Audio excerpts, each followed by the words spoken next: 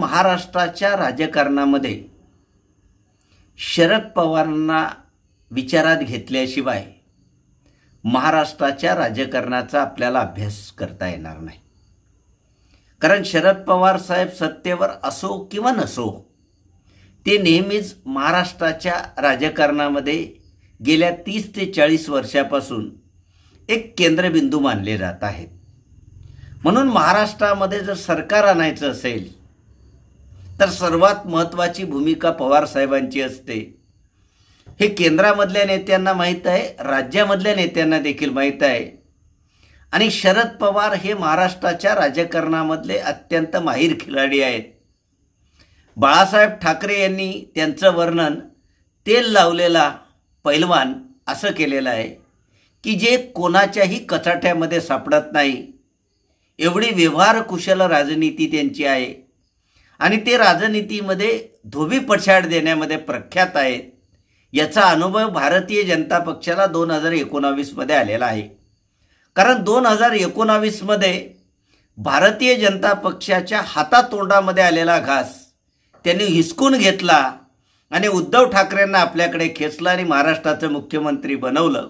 शिवसेनेमध्ये फूट पडल्यानंतर महाविकास आघाडीचं सरकार पडलं, महायुतीचं सरकार आलं. आणि महायुतीचं सरकार आल्यानंतर शरद पवारांना नामोहरण करण्यासाठी, त्यांचा राजकीय प्रभाव कमी करण्यासाठी विशेषतः महाराष्ट्रामध्ये भारतीय जनता पक्षाचे नेते किंवा भाजपचे जे वरिष्ठ नेते असतील, पंतप्रधान नरेंद्र मोदी असतील, अमित शहा असतील किंवा इतर नेते असतील, की त्यांना माहीत आहे की महाराष्ट्राच्या राजकारणामध्ये जर आपला पाया भक्कम करायचा असेल तर पवार साहेबांचा प्रभाव कमी करावा लागेल. म्हणून शरद पवारांच्या घरामध्ये भारतीय जनता पक्षाने फूट घडवून आणली. अजित पवारांना फोडलं. नुसतं अजित पवारांना फोडलं नाही तर पवार साहेबांनी स्थापन केलेला राष्ट्रवादी काँग्रेस पक्ष अजित पवारांना मिळवून दिला. घड्याळ हे निवडणूक चिन्ह अजित पवारांना मिळवून दिलं.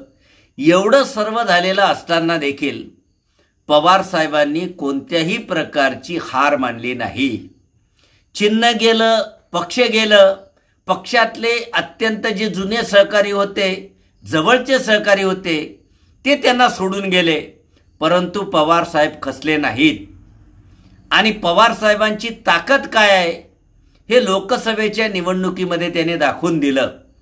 जरी अजित पवार आणि त्यांचे सहकारी त्यांना सोडून गेलेले असले तरी लोकसभेमध्ये सर्वाधिक कमी जागा त्यांनी लढवल्या.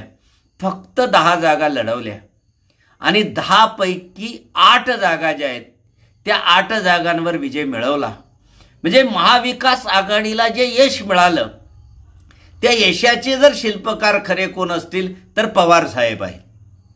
कारण पवार साहेबांनी महाराष्ट्राच्या राजकारणामध्ये अत्यंत सूक्ष्म नियोजन केलेलं होतं की कोणकोणते मतदारसंघ आपल्या वाट्याला घ्यायचे, शिवसेनेचे कोणते द्यायचे, काँग्रेसचे कोणते द्यायचे. तर याचा परिणाम असा झाला की लोकसभेच्या निवडणुकीमध्ये भारतीय जनता पक्षाला दारुण पराभव आहे तो पराभव पाहावा लागला.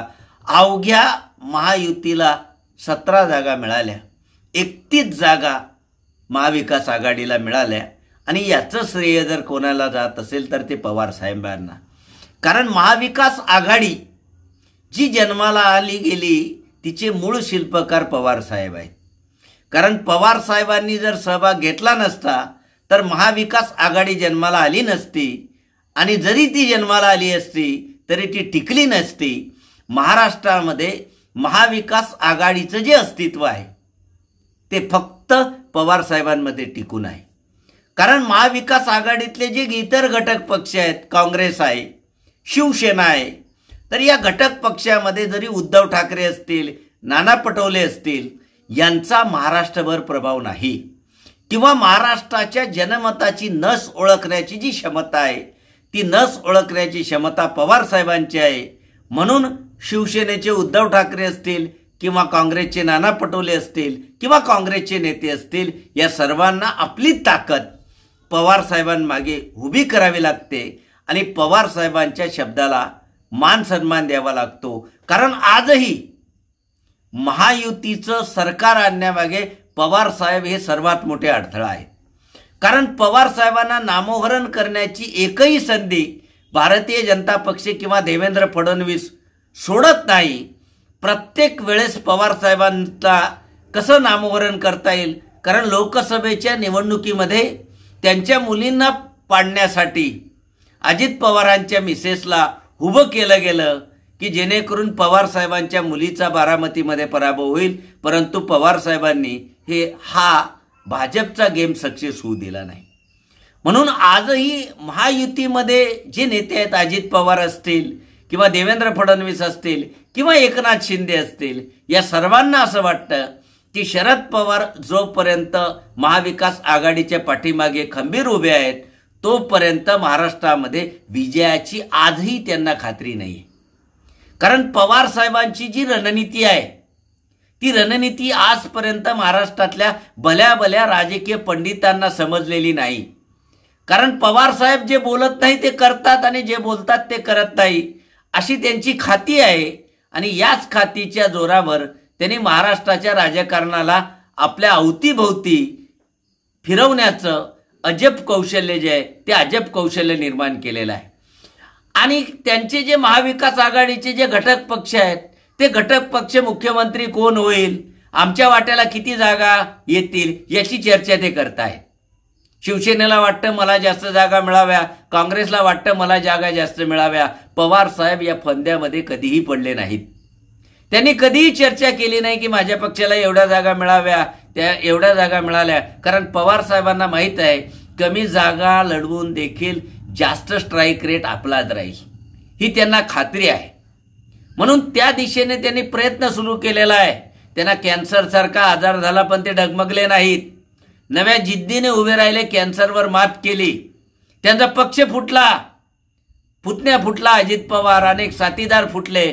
परंतु त्यांना जेव्हा प्रतिक्रिया पत्रकाराने विचारलं की आता तुमचा पक्ष फुटला आहे, तुमच्या जवळचे साथीदार फुटलेले आहेत, आता तुमचं काय होईल, पवार साहेबांनी सांगितलं माझी चिंता करू नका.